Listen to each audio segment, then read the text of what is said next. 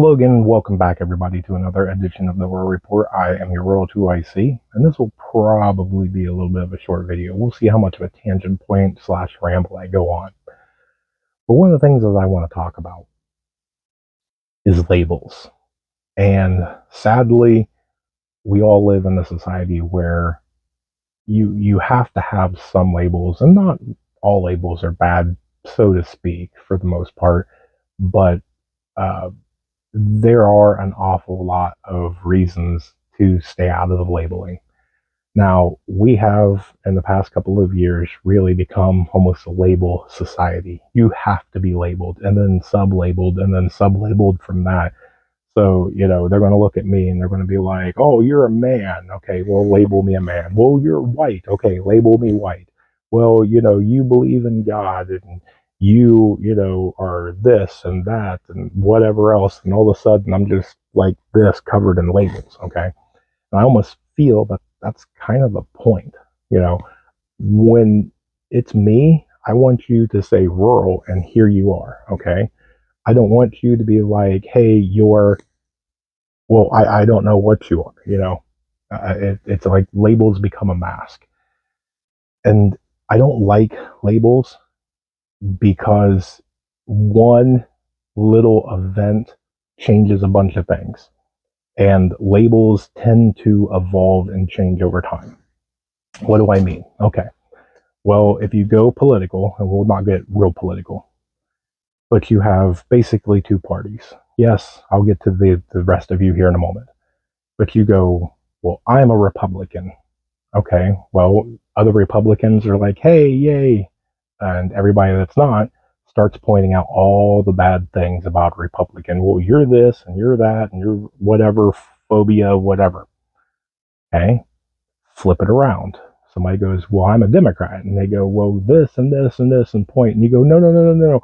I believe in this and this and this. Well, that's the old Democrats, not the new Democrats. And you see how it evolves and changes. You can't, you have a mindset for 40 years I've been a Democrat. Well, what's the problem? Well, it evolved. It changed. Even the Republican has changed. Now you can be a libertarian. You can be a constitutionalist, a nationalist, whatever. There's a ton of those. But once you start doing that, it pins you in a box. All of a sudden, you are defined by this box and whatever's contained in it. You can't vary. If you vary from it to where there's a list of 5 things, well, I'm this piece of paper right here. And they go, okay, if you're a piece of paper, that's A, B, C, D, and E. And you go, well, I'm actually A, B, and I kind of agree with D. Well, no, then that means that you're not that. Well, no, I feel that way because, of this. Then you start getting arguing, and then these people that are in it, you don't believe enough in it, so they don't want you. The people that are out of it, they don't want you even a part of agreeing with one thing, and it just goes into all that. And it goes based by skin color, it goes by your age, it goes by your nationality, it goes by your sexual orientation, it goes by your religion and faith, it goes by your education, it goes by your monetary status, it goes by endless amount of things. And it's very concerning on how much we have become a labeled society. One of the big things I don't like about fighting for that label, you want to come out and you want to say, well, I'm a nationalist. Well, the only thing is, though, is when people start to attack what you want to label yourself, if you are not full into it, okay, and probably the best example that I can give for it is going to be, it's probably going to be religion. If you have a faith in God and somebody comes up to you and starts questioning it, if you are founded and firm in your faith and your religion and your beliefs, then you can stand on your own 2 feet. But if somebody starts in on something else, then a lot of people, and I see this very, very often, they tend to back up and start into groupthink.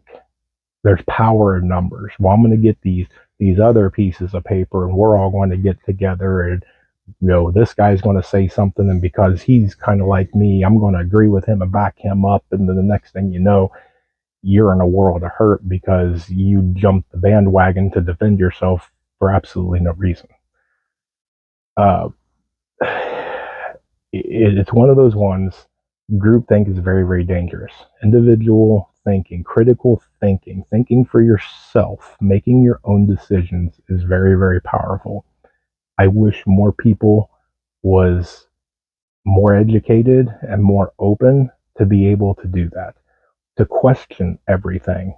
And that's kind of the point, and especially science. That's what science was always about.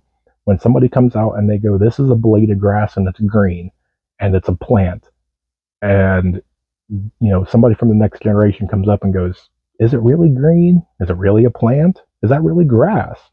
And they start doing tests and different things. They visually look at it, they listen to it, they touch it, they whatever, and you come to a conclusion. So you either do all of your testing and you come out to, okay, well, that's a proven fact, or, well, actually it may not be a plant, because we ran a test and these fibers on this is actually man-made, this is synthetic. So you have to have that ability to be able to question things. And I know it's a silly thing, but to go back, in ancient times, if you got a splinter and it was infected and there was no doctor around and all this other stuff, you amputated. I mean, that's just what you did. Now, back then, that was the smart thing to do, so the infection doesn't spread. Nowadays, you're going, why in the world would you remove somebody's arm over a splinter? Okay, well, kind of that whole thing to where education brings out a better way. People think for themselves. They didn't just accept the social norm. They went, well, wait a second. There's got to be something else that we can do. And I think that you would probably agree with me that thank God they did, because I've had a few splinters over the years and I still have both of my arms and all my fingers. So change is not always a bad thing. Now, a lot of people don't like change, and I get it. But swinging back to labels, do yourself a favor, and before you label yourself or before you accept a label, before you even try and commit or anything along those lines to any one of these labels, ask yourself, is it really worth it? If push comes to shove and I had to really defend myself on this, does it really matter? There's a few of them that do. You don't question, my faith. You don't question my fatherhood, my ability to parent my own child. There's a few red lines that I will fight on. But if you want to run up to me and be like, you're not a man or you're not a human, whatever, I don't care, call me whatever you want. I've got stuff to do, So it's one of those ones of, it's real easy to get dug into something that's just not worth it at the end of the day. It's not worth your time. It's not worth your energy. It's not worth the stress and the mental, anguish that you're going to suffer trying to defend something that, you shouldn't even be losing sleep over or anything. The only energy you should spend is to just shrug it off, like whatever, and just turn around and continue on to the things that matter. Okay. All right. I think I got my point across. If I didn't, well, I tried. All right. You know what it is. If you made it this far, you rock. Congratulations. That's all I've got for you guys. So thank you so much for tuning in. Stay tuned. More information to come. Say it with me now. Above everything else, remember, remain united, because we're all prepping in this together.